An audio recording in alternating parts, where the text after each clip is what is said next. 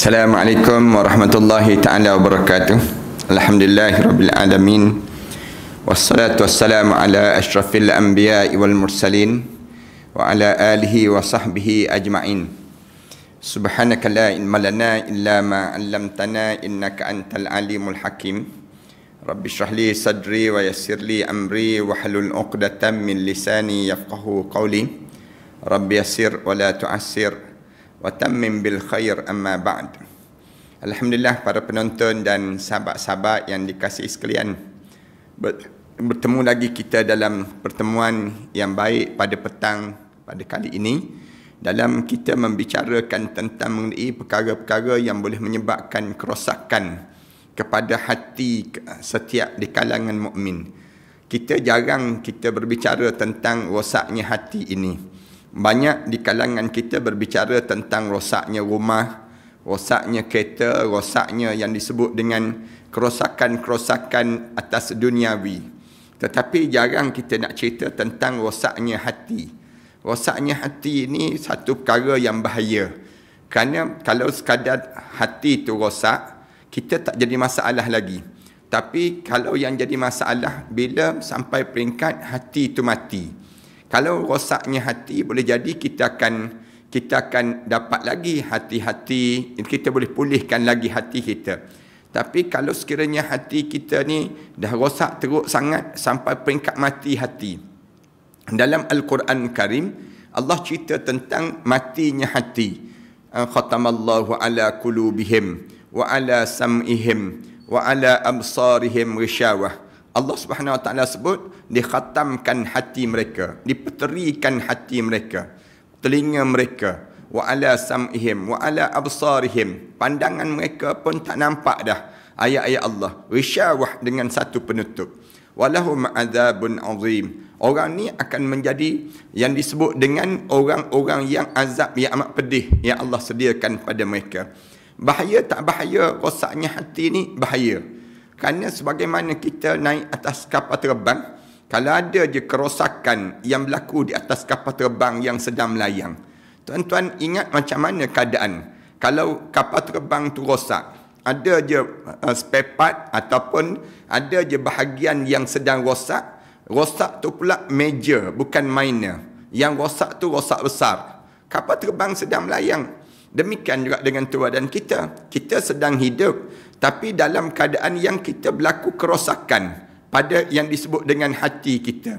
Rosak hati ini di antara perkara yang Islam suruh kita jaga-jaga pada diri kita. Jangan kita sampai peringkat di mana kerosakan ini menyebabkan berlaku rosak-rosak yang lain pula.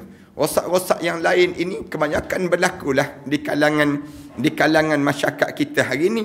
Bila kita tak jaga dalam hidup kita ni, yang disebut dengan hati kita menjadi hati yang terbaik, menjadi hati mukmin.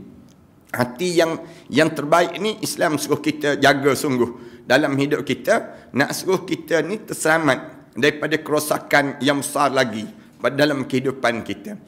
Islam disuruh kita ni, di antara perkara yang Islam suruh jaga sangat pada diri kita ni ialah apa dia?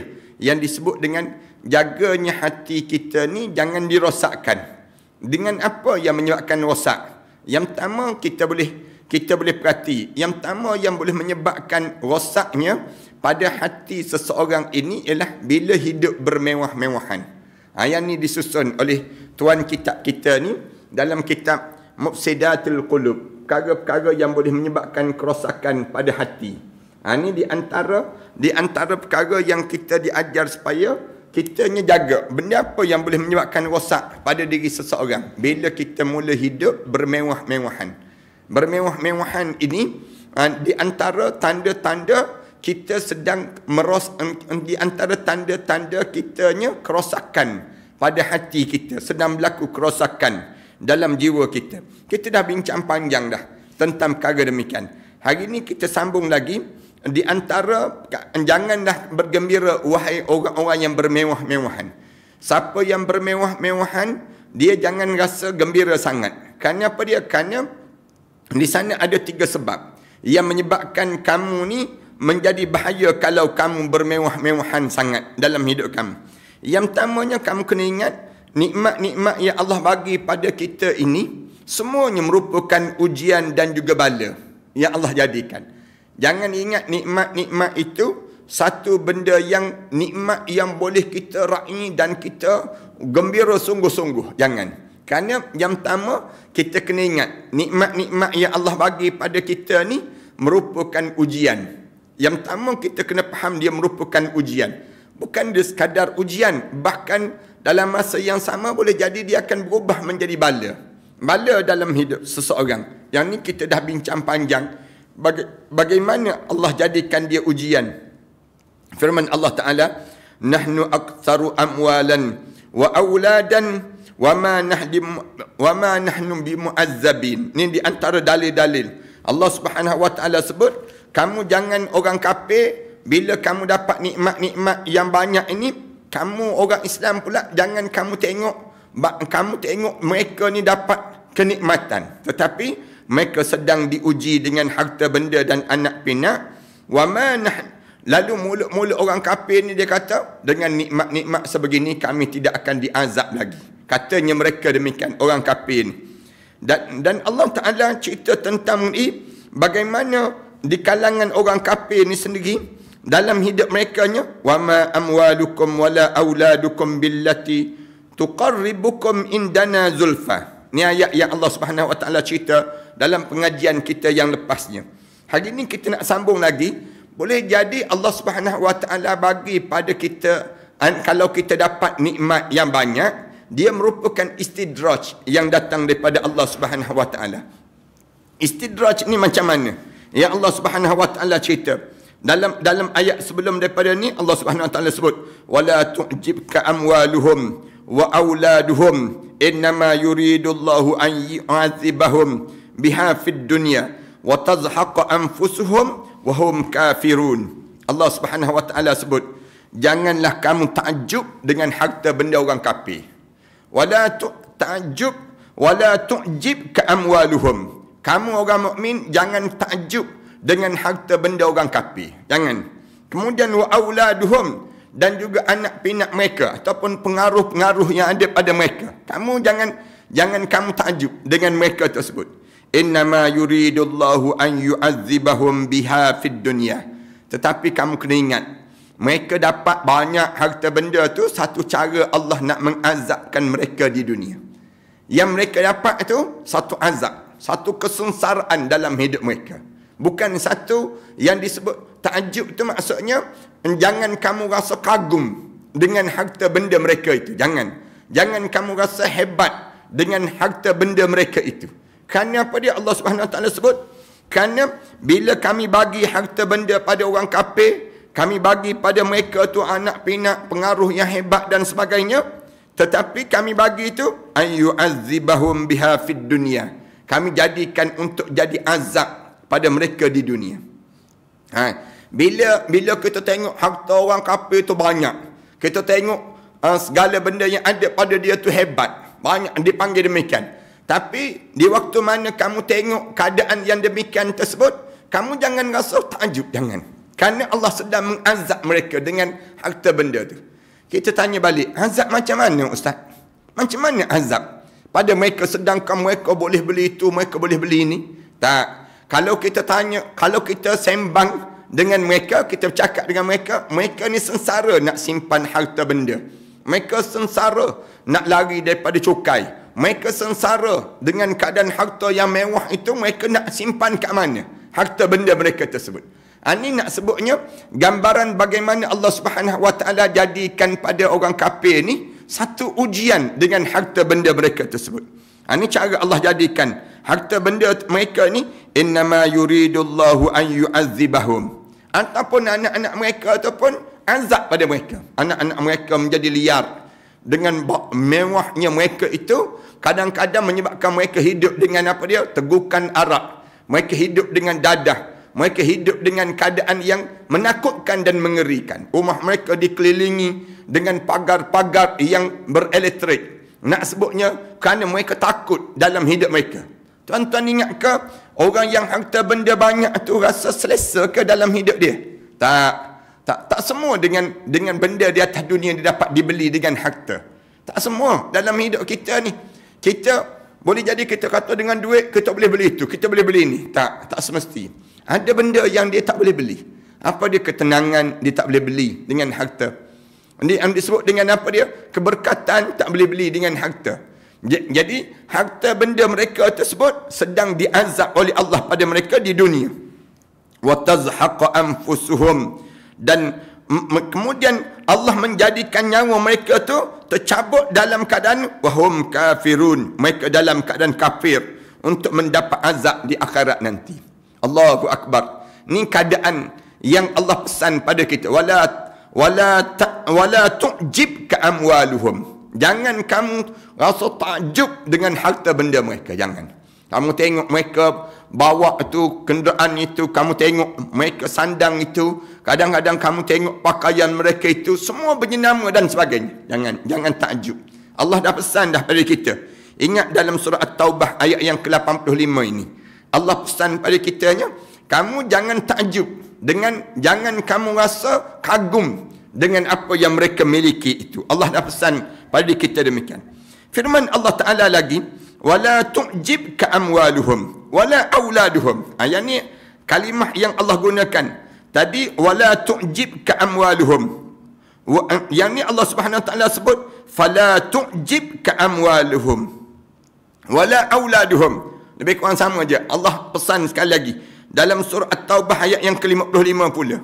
Tadi ayat yang ke-85, ni ayat yang ke-55. Allah sebut fala tu'jibka amwaluhum wala auladuhum. Dua-dua dalam surah At-Taubah. Allah cerita jangan kamu kagum, fala tu'jibka amwaluhum. Jangan kamu jadi rasa takjub dengan yang disebut dengan harta benda mereka. Jangan. Kemudian wala auladuhum, dan pengaruh-pengaruh yang mereka miliki. Anak-anak yang mereka miliki. Innama yuridullahu liyu'adzibahum biha fil hayatid dunya. Tapi Allah Subhanahu Wa Ta'ala sebut, tapi Allah jadikan itu satu azab bagi mereka sepanjang mereka hidup di dunia. Allah sedang mengazab mereka ini. Orang yang harta benda banyak tu, mereka sedang diazab. Allah gunakan demikian. Kamu jangan ingat bahawa harta benda mereka tu menjadikan ketenangan hidup mereka. Tak. Allahu akbar. Bayangkan orang yang kena bila banyak harta, kemudian LHDN pula paksa dia supaya bayar yang disebut dengan yang tu bayar yang ni.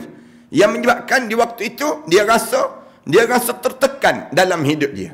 Harta benda banyak. Kalau kita perhati dalam hidup ni selesa ke dengan harta benda yang banyak? Kita kata selesa lah dia. Rumah dia besar, kereta dia mewah, pakaian dia mahal, kemudian berjenama, kemudian segala. Kita kata. Tapi yang merasa tu, dia rasa sedang diazab. Dia tak boleh sewenang-wenangnya berjumpa dengan orang. Dia tak boleh minum air kat kedai kopi tepi jalan, tak boleh. Anak-anak dia pergi ke sekolah, mesti dikawal dan dijaga. Keselamatan keluarga dia dalam keadaan bahaya. Kehidupan dia sentiasa menjadi sengsara. Hidup mereka menjadi sengsara. Tanya selebriti. Para hadirin sekalian, tanya selebriti. Mana selebriti rasa hidup ni terkongkong dengan menjadi nama selebriti? Ada kan selebriti sampai peringkat nak jumpa dengan orang tu pun tak boleh. Nak jumpa dengan orang ni pun tak boleh. Hidup dia ada je mata-mata yang memandang. Senang dan selesa ke hidup demikian? Tak selesa hidup demikian. Liyu'adzibahum biha fil hayatid dunya. Keadaan itu sedang terazab sepanjang mereka hidup di atas dunia. Wa tazhaqa anfusuhum, dan kerana itulah yang menyebabkan binasa dan hancur jasad mereka. Wahum kafirun, dalam keadaan nyawa mereka tu melayang, tercabut, sedangkan mereka dalam keadaan kufur kepada Allah Subhanahu Wa Ta'ala. Firman Allah Ta'ala lagi, dalam ayat yang lain lagi Allah Subhanahu Wa Ta'ala sebut, Allah menggunakan ayat dalam surah Al-Imran, wala yahsabanna alladhina kafaru annama numli lahum khairun li anfusihim innama numli lahum liyazdadu ithma walahum azabun muhin. Allah Subhanahu Wa Ta'ala sebut, jangan kamu menyangka orang kafir itu annama numli lahum khairun li anfusihim. Jangan kamu sangka bahawa kami membiarkan mereka hidup lama itu baik bagi diri-diri mereka. Jangan kamu ingat panjangnya umur orang tu. Dia pula panjang umur lawan Allah. Misal contohnya, dalam keadaan dia ni panjang umur mereka tersebut, semakin dia lawan Allah. Bila dia lawan Allah Subhanahu Wa Taala tu, jadi baik kepada mereka. Innama numli lahum liyazdadu isma. Tetapi panjangnya umur itu menambahlah dosa-dosa dia kepada Allah. Tu kena ingat. Innama numli lahum, kami tangguhkan kematian dia. Apabila mereka semakin panjang umur mereka sebut, kami biarkan mereka bertambah dosa di dunia. Bila semakin tambah dosa pada mereka di dunia ini, walahum azabun muhin, dan mereka pula beroleh azab seksa yang menghinakan di akhirat Allah Subhanahu Wa Taala nanti. Allahu Akbar. Kita kata, kenapa ustaz orang kafir tu kadang-kadang dia minum arak, dia berjudi, dia berzina, tak ada penyakit, panjang pula tu umur, 90 lebih boleh hidup lagi. Orang kita ni 60 lebih hidup dalam keadaan nafas tak berapa nak lepas dah. Kenapa orang-orang kafir ni dia buat dosa, dia buat maksiat, dia buat orang yang lawan perintah Allah ni, dia buat benda yang dilarang oleh Allah, tiba-tiba bertambah pada mereka. Manakala kita ni yang taat pada perintah Allah ni, ada je benda yang dalam keadaan yang diuji dan diuji oleh Allah. Allah Subhanahu Wa Taala sebut liyazdadu isma, dengan tujuan untuk menambahkan lagi dosa, supaya senang bila mati nanti senang sumbat dalam api neraka Allah Subhanahu Wa Taala. Itu cara Allah jadikan demikian pada mereka. Walahum azabun muhin, bagi mereka ni azab yang amat pedih yang disediakan oleh Allah kepada orang-orang yang demikian. Firman Allah Ta'ala lagi, fadharni wa man yukadzibu bihadzal hadis sanastadrijuhum min haitsu la ya'lamun wa umli lahum inna kaidi matin. Allah Subhanahu Wa Ta'ala sebut pada orang kumpulan yang disebut demikian, sanastadrijuhum min haitsu la, Allah Subhanahu Wa Ta'ala sebut fadharni wa man yukadzibu bihadzal hadis, dan biarkan aku sahaja wahai Muhammad dengan orang yang mendustakan keterangan Al-Quran Karim ini. Allah kata, tinggalkan akulah Muhammad, orang yang kalau kamu baca ayat Quran mereka lawan. Lalu Allah Subhanahu Wa Taala sebut fadharni wa man yukadzibu bihadzal hadis, tinggalkan kamu, jangan layan orang-orang yang macam ni.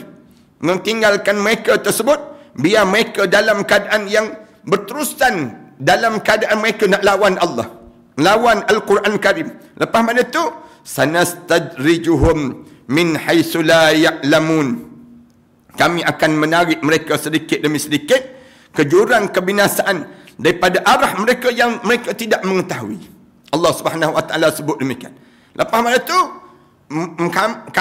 kamu biarkan kami wahai Muhammad. Kamu kamu tak payah lawan lah dengan geng-geng tolol ni, geng-geng yang hidup dalam keadaan yang dia nak tunjuk dia hebat, dia nak tunjuk macam-macam gaya pada diri dia ni. Kamu tinggalkan pada aku. Sanastadrijuhum min haitsu la ya'lamun. Bila sampai begitu, kami akan tarik mereka tersebut, tarik mereka, masuk dalam keadaan lembah kehinaan pada mereka tersebut.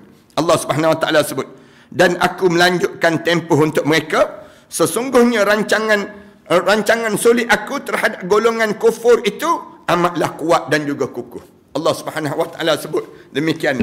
Katanya Allah, wa umli lahum inna kaidi matin, wa umli lahum. Allah Subhanahu Wa Taala sebut, rancangan aku pada orang-orang yang degil-degil ni mempunyai perancangan yang rapi, katanya Allah. Cukup aku lakukan demikian pada mereka. Kemudian wa umli lahum inna kaidi matin, tipu daya aku ni hebat, katanya Allah. Inna kaidi matin, cara aku nak jadikan mereka tu jatuh dalam gaung neraka tu matin, penuh dengan kekuatan dan keupayaan yang tersendiri.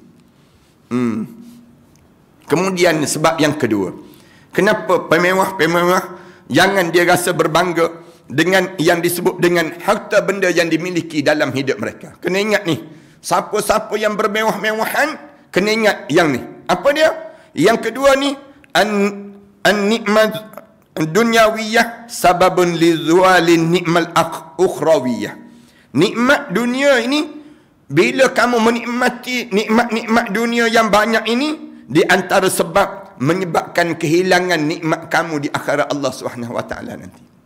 Di antara sebab bila kamu banyak menikmati nikmat-nikmat dunia ini, di akhirat nanti kamu tak akan dapat nikmat-nikmat yang kamu nikmati itu. Ini di antara sebab kenapa kalau ditanya sampai di padang mahsyar nanti, kenapa kamu tak buat aku macam di dunia dahulu ya Allah? Allah kata, kamu dah dapat dah nikmat di atas dunia dahulu. Kamu dah terima dah nikmat di atas dunia dahulu. Akhbar azza wa jalla anna hunaka unasun tu'ajjal lahum tayyibatuhum fid dunya. Allah cerita kepada manusia, terdapat segolongan manusia yang tergesa-gesa dengan kebaikan mereka di dunia ini. Allah lambatkan kebaikan mereka di dunia ini. Kemudian maka Allah Ta'ala telah berfirman, faqala subhanahu wa ta'ala, lalu Allah subhanahu wa ta'ala berfirman, wa yawma yu'radu alladhina kafaru 'alan nar adhabtum tayyibatikum fi hayatikum ad-dunya wastamta'tum biha falyawma tujzawna 'adzabal huni bima kuntum tastakbiruna fil ard bighairil haqq wa bima kuntum tafsuqun. Allah Subhanahu wa taala sebut demikian. Allah sebut, dan ingatlah wa yawma yu'radul ladzina kafaru, dan ingatlah semasa orang-orang kafir mula dibentangkan pada mereka serta dikatakan pada mereka kamu telah habiskan nikmat-nikmat kesenangan kamu dalam kehidupan kamu di dunia dahulu.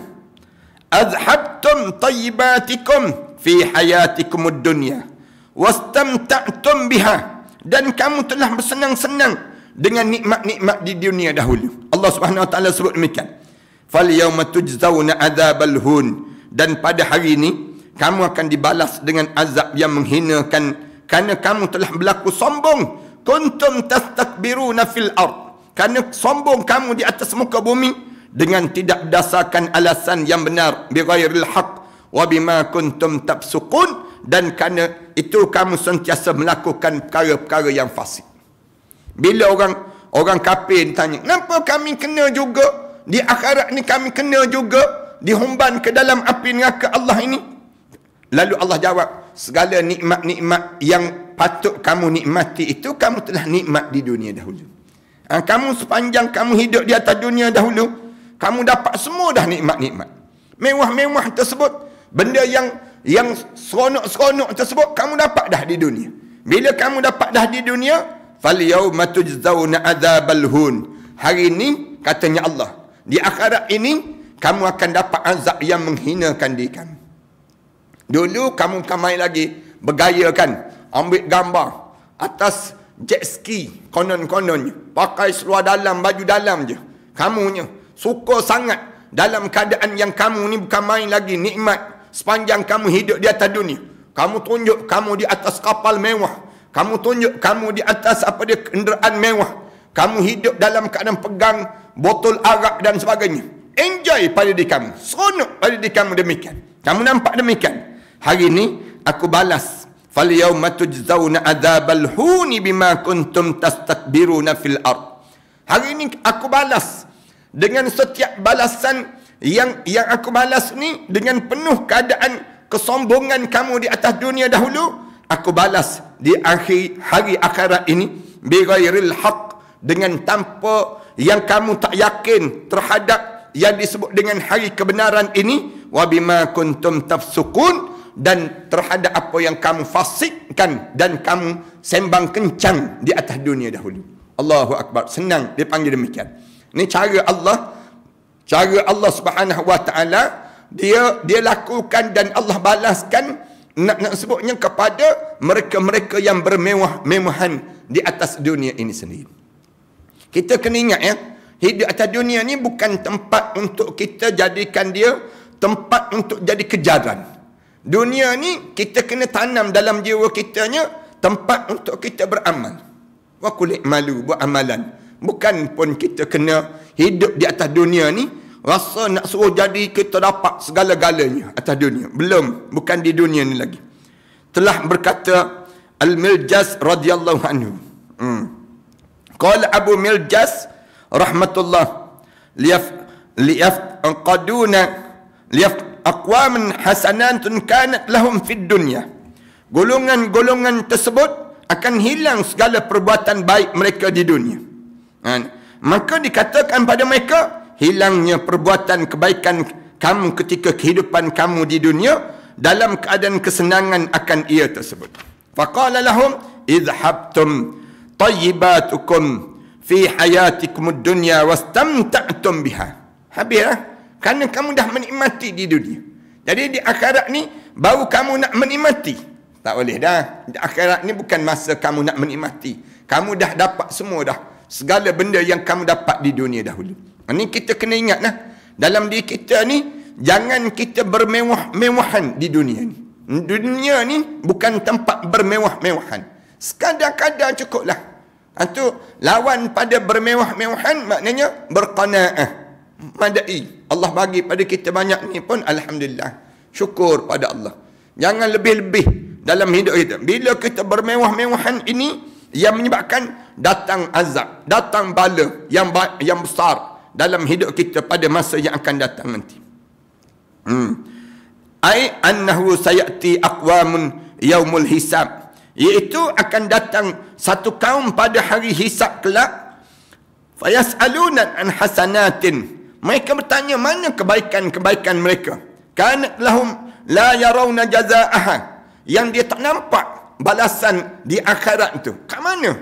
Allah sediakan kat mana balasan ini? Yang mereka tanya amalan baik yang telah dilakukan oleh mereka, tetapi tidak diambil kira akan ganjaran bagi amalan-amalan tersebut. Orang yang bermewah-mewahan ni kan, dia bukan tak buat pun amalan. Ada. Dia datang ke rumah anak yatim dengan kereta mewah. Dia datang ke rumah orang-orang susah dengan kenderaan mewah. Segala benda dia tunjuk dia ni kaya-kaya. Dia ni banyak benda. Kemudian ditunjuk pada orang susah-susah. Dia kata, dia tolongkan orang susah. Bukan dia tak tolong. Dia juga ditolong. Kan orang yang bermewah-mewahan ni, kadang-kadang kita tengok kan, dia tak bantu langsung. Tapi bila sampai di akhirat, tak ada. Tak ada balasan di sisi Allah Subhanahu Wa Taala untuk dia. Lalu dia tanya, mana ganjaran yang disediakan? Lalu dikhabarkan pada mereka. Lalu dijawab pada mereka ni, fayukhbiruna annahum afnu tilkal hasanat bitan'amahum bi'anwa'in ni'am fid dunya. Kemudian telah dibinasakan segala nikmat-nikmat yang didapat, benda yang baik yang dilakukan itu dengan apa dia? Segala nikmat-nikmat yang telah dikurniakan oleh Allah kepada dia di dunia dahulu. Dia jawab, habislah nikmat-nikmat kamu, kebaikan kamu sekarang kamu nak cari, habis dah. Di dunia tu Allah dah bagi dah semua. Jadi segala benda yang baik kamu tu dibalas dengan kenikmatan bermewah-mewahan pada diri kamu. Allahu Akbar. Ni yang menyebabkan para alim ulama jadi bimbang tu. Dia bimbang dalam hidup dia. Kalau kita perhati, kenapalah orang-orang yang alim-alim yang soleh-soleh, bila dia ada peluang untuk dapat bermewah-mewahan, dia tak ambil peluang itu. Dia tak jadikan itu peluang dalam hidup dia. Kerana waktu mana dia bimbang, kalau dia dapat di dunia, dia tak dapat di akhirat. Itu yang terjadi demikian. Saya ingat ada seorang Pak Mus yang buat ada restoran Menate tersebut. Yang sekarang ni dia buat jahit. Restoran, ada beberapa restoran makanan daging steak dan sebagainya. Dia cerita pada saya, dia sebut. Dia kata dulu dia pernah hidang makanan kepada Allah Yarham Tok Guru Datuk Ni Abdul Aziz Nikmat, dan juga dia hidang makanan pada Tuan Guru Allah Yarham Tuan Haruddin, Tuan Guru Haruddin. Dia kata dia pernah hidang pada Tok Guru Ni Abdul Aziz Nikmat daging wagyu. Daging tu dia masak sendiri, dia sebut, dia siapkan, dia hidang. Tok Guru ambil makanan tu. Bila Tok Guru ambil, kemudian masuk dalam mulut, Tok Guru sebut, subhanallah, sedapnya. Dia sebut demikian. Dia suka, Pak Amus ni suka tengok Tok Guru makan daging wagyu. Daging wagyu yang dihidangkan tersebut, dia kata, bila begitu, Tok Guru tanya, ni daging apa ni? Lalu dia jawab, ni daging Wagyu, daging yang termahal dalam dunia. Berapa ni harga ni daging ni? Allah yarham Tok Guru ni Abdul Aziz Nikmat tanya Pak Mus ni, berapa harga? Dalam dia sebut 13,000 ke 14,000, begitulah dia sebutnya. Banyak ni 13,000, tergamam Allah yarham ni. Lepas dia dengar je begitu, dia pun tolak terus daging tu. Bila dia tolak je daging sebut, pergi jauh sikit daripada dia suruh orang lain makan lah. Maksudnya Pak Mus ni, dia kata, saya ni ustaz, bila saya tengok dia tolak tu, saya jadi rasa menyesal bagi tahu harga. Saya pun tanya terus pada Allah yarham Tok Guru tak suka ke makan daging ni? Jawab Tok Guru jawab, Allah yarham ni jawab, dia kata, bukan tak suka, tapi saya bimbang kalau di akhirat nanti saya tak boleh makan dah daging yang lebih sedap daripada yang. Allahu Akbar. Dia kata, saya pun menitik air mata ustaz. Dengar Allah yarham Tok Guru tu, dia sebut macam tu, dia nak makan sangat, tapi oleh kerana apa dia? Oleh kerana yang disebut daging ni terlampau mahal harga. Bimbang. Lepas tu dia jawab, manakala saya bimbang, rakyat-rakyat saya tak makan daging macam ni. Saya je boleh makan makanan daging yang sebegini. Saya ni, katanya Pak Mus, rasa galat bagi tahu tentang harga daging Wagyu ni sendiri. Nak gambarkan tentang orang yang hidup dia nampak akhirat. Bila dia nampak akhirat, begitulah pada diri dia.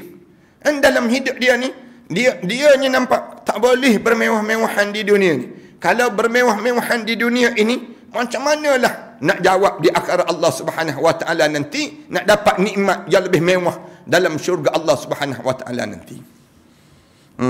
Tak jumpa kita orang-orang begitu. Kita ni pantang orang letak je depan kita makanan, lagi mahal lagi nak makan. Kita demikian. Lagi sedap, lagi kita sombat dalam mulut kita. Lagi sedap, lagi kita nak banyak lagi. Tapi ada orang yang bila dia fikir panjang dalam hidup dia, makan sedap-sedap pun dalam hidup ni, makan sedap-sedap pun mati juga. Makan tak sedap pun mati juga dalam hidup. Dalam hidup kita ni, kalau fikir banyak demikian. Makan ni sekadar untuk apa dia? Untuk nak buat ibadah pada Allah. Kalau kita ni makan sampai peringkat gelojoh, sampai peringkat kita tak jaga syariat Allah dalam makanan untuk kita ni, macam manalah kita nak mendapat nikmat di akhirat Allah Subhanahu Wa Taala nanti. Allahu Akbar. Sebab tu, siapa yang menikmati di dunia ini, segala kemewahan yang dia ada, segala kenikmatan yang dia rasa, dia menikmati sungguh-sungguh dalam hidup dia, keadaan demikian, maka di waktu ini, dalam keadaan sebegitu, dia bolehlah dalam keadaan yang sebegitu untuk dia nak fikir panjang pada diri dia. Fikir bagaimana untuk kita nak dapatkan yang di akhirat Allah Subhanahu Wa Taala nanti. Saya ingat saya sendiri pun, waktu mana Allah yarham Tuan Guru Datuk Ni Abdul Aziz Nikmat, dia mula jadi menteri besar. Dia tak pergi duduk rumah mewah, rumah kerajaan negeri untuk kediaman menteri besar. Tak nak pergi. Kenapa tak nak pergi? Kita tanya. Anak beranak ni tanyalah. Sepatutnya bila dah jadi menteri besar tahun 1990, pergilah duduk tempat rumah yang besar lagi ni, rumah papan, kemudian duduk sebelah dekat masjid, kemudian tak ada pagar. Nak sebutnya waktu tersebut, saya tanya pada Tok Guru, saya tanya, kenapa Yazid tak pergi duduk rumah yang besar lagi? Dia kata, kalau pergi sana, dia kata, susah nak pergi semayang pun susah. Kemudian kita nak buat amal ibadah pun susah. Tidur sedap sikit je, kita tidur atas tilam yang sedap sikit je, payah dah kita nak bangun tahajud malam dan sebagainya. Kita ni tak, inilah peluang. Bila lagi kita sebut demikian, kita rasa demikian. Tapi dalam keadaan sebegitu, saya nak sebut je, nak gambarkan pada kita ni, dalam hidup kita ni, Allah masih lagi kurniakan orang soleh-soleh, orang terbaik di kalangan kita. Sekarang kita ada lagi Tok Guru Datuk Seri Abdul Hadi Awang, yang merupakan di antara contoh-contoh manusia yang walaupun dia bertaraf menteri, cuba tengok menteri-menteri yang ada agama ni, lagi mereka ada agama, lagi mereka hidup sebegitu saja dalam hidup mereka. Ini contoh-contoh yang baik dalam hidup.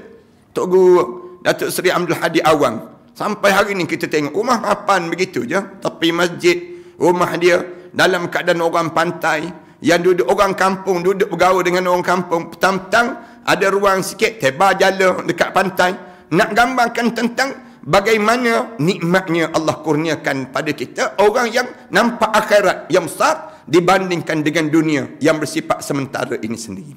Ini pada kita ni cuba kita didik diri kita biar jadi supaya segala nikmat-nikmat yang kita dapat di dunia ini di akhirat nanti biar lebih banyak lagi nikmat yang dapat. Macam mana? Jangan bermewah-mewahan. Bila kita dapat pada diri kita keadaan demikian pada diri kita, alhamdulillah Allah kurniakan kebaikan yang tambah dalam kehidupan kita. Zik, tengok. Kebaikan yang tambah dalam kehidupan kita ni di antara orang-orang yang Allah Subhanahu wa taala kurniakan yang disebut dengan gambaran-gambaran keadaan demikian. Dan para sahabat, para tabi'in berpada-pada dengan kenikmatan dalam kehidupan di dunia ini demi mengejar kenikmatan yang menanti mereka pada kehidupan akhirat kelak. Daripada Jabir ibn Abdullah radhiyallahu anhu telah berkata, daripada Jabir radhiyallahu anhu telah berkata,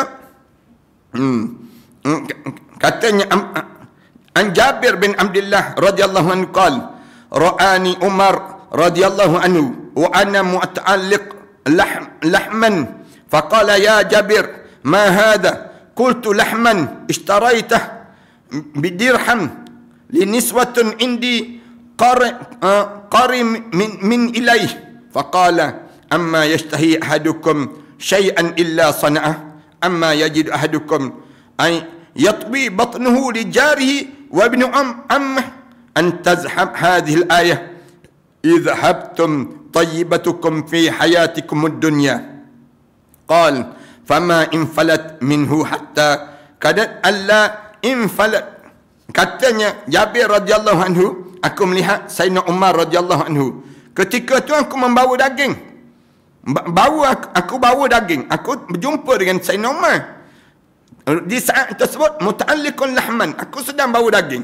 Maka Umar telah bertanya, ya Jabir, Umar tegur, Jabir, ma hadha, Jabir apa ni?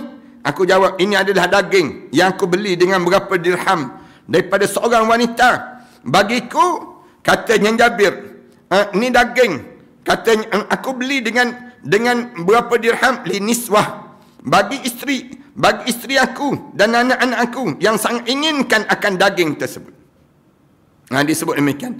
Bagi isteri dia, yang disebut dengan dia beli ni bagi bagi untuk diberi kepada isteri dan anak-anak dia. Kemudian dalam keadaan demikian, lalu dijawab, apakah kamu menginginkan sesuatu? Umar pun tanya balik, apakah kamu menginginkan sesuatu melainkan dengan berusaha untuk mendapatkan itu? Katanya Umar, bila kamu nak beli daging ni, kamu buat sesuatu tak? Kamu nak dapatkan daging, adakah kamu mendapati bahawa dia mengikat perutnya demi jirannya ataupun sepupu-sepupu je? Kemana kepahaman kamu terhadap ayat ini? Sayyidina Umar tegur terus, idhabtum tayyibatukum fi tayyibatikum fi hayatikum ad-dunya. Umar baca ayat ni, ayat yang disebut di awal-awal tadi lah. Maknanya adhabtum tayyibatikum, adhabtum tayyibatikum, kamu telah habiskan nikmat-nikmat kesenangan kamu dalam kehidupan kamu di dunia.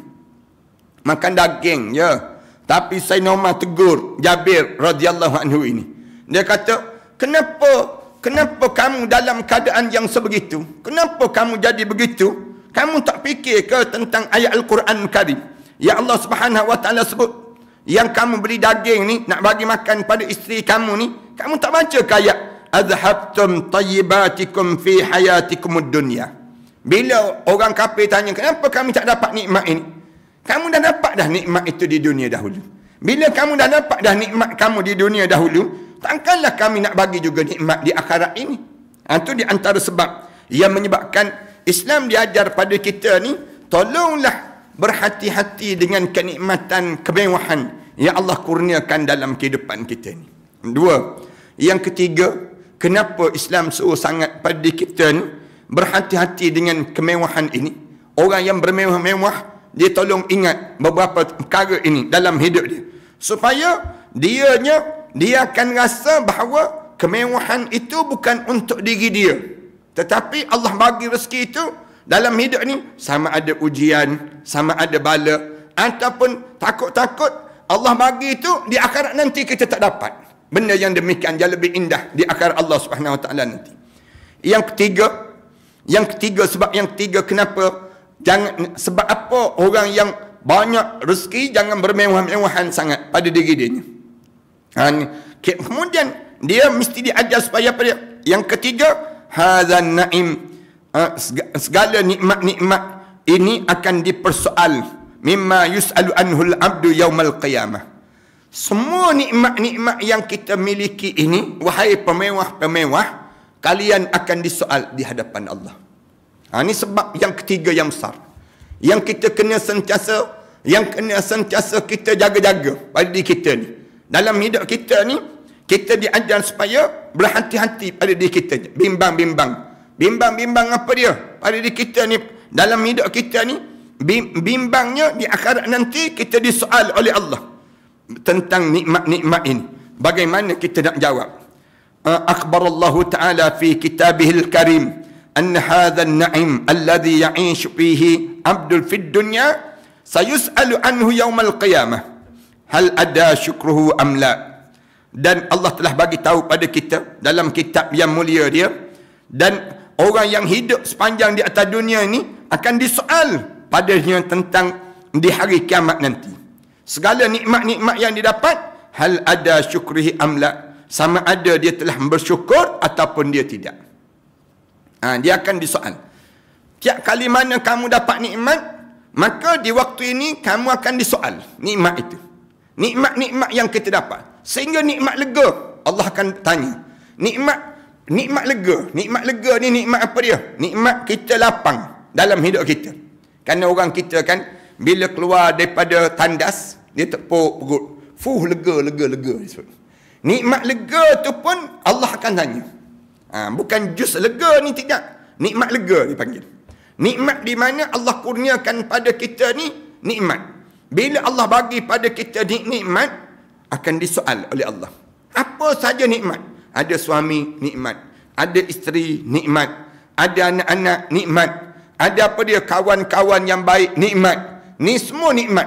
Segala nikmat-nikmat yang Allah Subhanahu Wa Taala bagi pada kita akan disoal di hadapan Allah. Allah nak soal apa? Kamu syukur ke kamu tak syukur? Kita kata Allah takkanlah yang sekecil-kecil tu pun kena soal juga di akhirat nanti. Ya, Allah nak dengar mulut kamu syukur ke tak syukur. La in syakartum la azidannakum wa la in kafartum in azabi lasyadid. Allah Subhanahu Wa Taala sebut, kalau kamu syukur, aku akan tambah lagi nikmat-nikmat pada kamu. Wala in kafartum, kalau kamu kufur terhadap nikmat-nikmat ini, in azabi lasyadid. Segala azab-azab itu terlalu amat pedih yang Allah telah sediakan untuk diri kamu. Jangan kita ni kufur terhadap nikmat Allah. Kita ada suami ni pun nikmat, alhamdulillah. Saya sebut banyak kali pada dalam hidup pasangan. Siapa yang ada pasangan, asyik nak berkelahi je dengan pasangan. Kamu tak syukur ke orang lain tak ada pasangan dalam hidup? Nikmat ada isteri, syukurlah. Orang lain puas mandi bunga, tak jumpa-jumpa bunga. Nak sebutnya susahnya nak dapat bunga. Kalian tak perlu mandi bunga pun ada dapat isteri dalam hidup. Syukurlah pada diri kita ada anak. Tolong syukurlah. Ni tak puas hati yang tu, tak puas hati yang ni. Perangai apa yang ada pada diri kita ni? Yang susah sangat. Kita ni nak syukur dengan nikmat yang Allah bagi pada diri kita ni. Allah dah pesan dah pada diri kita ni. La in syakartum, kalau kamu syukur, la azidannakum, sudah pasti aku akan tambah pada diri kamu. Wala in kafartum, tapi sebaliknya kalau kamu kufur, in azabi lasyadid, azab aku ni sudah pasti menjadi amat pedih yang aku sediakan untuk diri kamu. Firman Allah Ta'ala, summa latus'alunna yawma izin anin na'im. Kemudian selain daripada itu, sesungguhnya kamu akan ditanya pada hari itu tentang segala nikmat yang kamu telah diberi nikmat oleh, yang kamu nikmati sepanjang kamu hidup di atas dunia. Nikmat pakai stokin, nikmat. Nikmat apa dia? Boleh berjalan, nikmat. Nikmat mata kita ni terkelip, kelip-kelip mata kita ni, nikmat. Nikmat dalam hidup kita dia boleh rasa. Masam, manis, pedas, tawar. Orang yang kena COVID itu hilang rasa. Tak ada rasa dah pada diri dia. Kita ni alhamdulillah, makan rasa lagi pedas, rasa lagi manis, rasa lagi tawar, rasa banyak nikmat yang Allah bagi. Payah sangat ke nak sebut alhamdulillah sepatah. Alhamdulillah ala hadhihi ni'mah, di atas segala nikmat ini. Kalau kita tidak syukur nikmat ni di akhirat nanti, habis apa diri kita? Habis. Tak dapatlah nikmat yang lebih besar, syurga yang indah itu. Punca apa kita tak dapat demikian? Kerana kita tak syukur dengan apa yang diberi oleh Allah pada diri kita. Kita banyak kufur dibandingkan dengan kita ni syukur dalam hidup. Mengungkit-ngungkit tak habis-habis. Rasa pedih dalam jiwa kita ni tak cukup-cukup dalam hidup. Kenapa? Kerana kita ni rasa yang tu nak lagi, yang ni nak lagi, yang tu semua tak kena dalam hidup kita. Akhirnya Allah Subhanahu Wa Taala tanggalkan nikmat-nikmat ini. Allah buang segala nikmat-nikmat tersebut. Mujahid Ibn Jab radhiyallahu anhu berkata tentang ayat tersebut, akan segala kelazatan dunia. Semua lazat dunia Allah akan tanya. Kamu bersama suami isteri, Allah tanya nikmat tersebut. Kamu apa dia? Kamu berjalan berdua-duaan, Allah akan tanya nikmat itu. Kamu apa dia? Kamu tidur, lena tidur kamu, Allah tanya nikmat lena tidur kamu. Kamu ketawa berdekah-dekah, Allah tanya nikmat kamu ketawa berdekah-dekah tersebut. Summa la tus'alunna yawma idzin anin na'im. Kemudian aku akan tanya setiap nikmat-nikmat yang aku bagi, yang kamu nikmati itu, maka aku akan tanya balik, bagaimana kamu telah gunakan nikmat-nikmat itu? Untuk dekat dengan dia aku ke? Ataupun dengan nikmat itu kamu nak menunjuk-nunjuk kesombongan dalam kehidupan kamu? Apatah lagi saya nak pesan pada selebriti-selebriti, pada orang yang dia ada yang disebut dengan kemewahan dia tersendiri. Kalian jangan suka menunjuk-nunjuk. Kalian jangan suka nak bagi tahu yang kalian ada barang ini, kalian ada barang itu. Jangan cerita. Jangan cerita, sembunyikan yang demikian. Nanti kalian akan belagak sombong. Bila kalian belagak sombong dalam hidup kalian, nanti kalian akan menyesal tak sudah di akhirat Allah Subhanahu Wa Taala nanti. Sekarang tak menyesal, tapi bila kalian nak tunjuk, aku ada kereta tu, aku ada ni, aku ada yang ni, aku ada. Bila sebut aku ada, yang menyebabkan kita ni jadi sombong terus dalam hidup kita. Yang ni jaga-jaga. Kerana apa dia? Kerana dengan kesombongan ini menyebabkan kita lupa pada Allah Subhanahu Wa Taala dalam hidup. Jadi tawaduk itu lebih baik daripada kita dalam keadaan nak menunjuk-nunjuk dalam kehidupan kita. Sa'id Ibn Jubair radhiyallahu anhu berkata, sehinggakan kalian minum air madu. Minum air madu ni di antara nikmat-nikmat yang besar yang kita kecap hidup di atas dunia. Dalam kitab disebut demikian. Di antara nikmat yang Allah akan tanya, kalian minum air madu tu pun Allah akan tanya pada kalian. Tiap tegukan kalian itu, kalian rasa nikmat, Allah sajalah yang tahu nikmatnya. Sedapnya minum air madu. Bila kalian minum air madu tu pun Allah akan tanya, macam mana kamu dapat sebegini rupa nikmat dalam hidup kamu?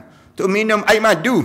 Kemudian Hasan Al-Basri radhiyallahu anhu berkata, kenikmatan tersebut daripada makan pagi dan juga makan malam. Bila tanya, nikmat apa yang Allah nak tanya? Kamu sarapan pagi tu, makan nasi lemak tu, Allah tanya ke tak tanya? Tanya. Allah akan tanya. Makan malam yang kamu boleh order dengan GrabFood, kemudian kamu boleh order dengan Fanda Food, macam-macam food yang ada pada diri kamu ni, yang nikmat-nikmat tersebut, kamu dapat daripada mana? Apa yang kamu sebut pada Allah? Bila kamu diberi nikmat-nikmat yang demikian dalam kehidupan kamu. Abu Qilabah radhiyallahu anhu berkata, kenikmatan tersebut daripada makan roti dengan majrin ataupun madu. Sehingga kan nikmat makan roti dengan madu, cicah madu. Ataupun kamu ambil roti, cicah gulai. Cicah gulai. Kamu ambil roti, kamu cicah yang disebut dengan yang disebut dengan majrin. Pun Allah akan tanya. Wa qala wa qala Hasan Basri min an-na'im al-ghada wal asya. Makan siang, makan malam. Wa qala Abu Qulabah rahmatullah min an-na'im akal asal was saman wal khubzu an-naqi. Kamu minum, makan, semua tu nikmat-nikmat yang kamu menikmati. Sehingga kan lidah kamu tu boleh kecap rasa nikmat manis, masin, segala ni. Semua tu Allah akan soal di hadapan Allah. Allahu Akbar. Macam manalah diri di pada mahsyar nanti. Kalaulah semua-semua ini, summa la tus'alunna yawma idzin anin na'im. Apatah lagi kasut kamu berapa pasang? Apatah lagi tanya handbag kamu berapa banyak? Apatah lagi tanya barang dalam peti ais kamu banyak mana? Apatah lagi ditanya pada diri kamu tentang pakaian kamu berapa helai? Ditanya tentang pada diri kamu semua nikmat-nikmat yang kamu nikmati ini. Summa la tus'alunna yawma idzin anin na'im. Wahai pemewah-pemewah, kalian tolonglah ulang ayat ini. Nescaya kalian akan rasa bahawa kerdilnya kita untuk kita menikmati setiap nikmat-nikmat yang Allah kurnia ini, sehingga akan keluar daripada bibir kita sebut alhamdulillahi ala kulli hal. Segala puji bagi Allah di atas segala keadaan yang telah kamu kurniakan pada aku, ya Allah. Kemudian insya-Allah kita akan sambung dalam tajuk ini. Adakah orang kaya dan juga orang bermewah-mewahan ini dia saling berkait di antara satu sama lain? Insya-Allah kita akan bincangkan dalam kitab ini, insya-Allah. Dalam kitab Mufsidatul Qulub, insya-Allah kita sampai pada adakah at-turaf wal ghina mutalaziman di antara dua tu saling berkait di antara satu sama lain. Insya-Allah kita akan bincangkan dalam tajuk yang pertama baru, dalam bab yang pertama baru ni, iaitu perkara yang boleh merosakkan hati ialah bermewah-mewahan pada diri kita.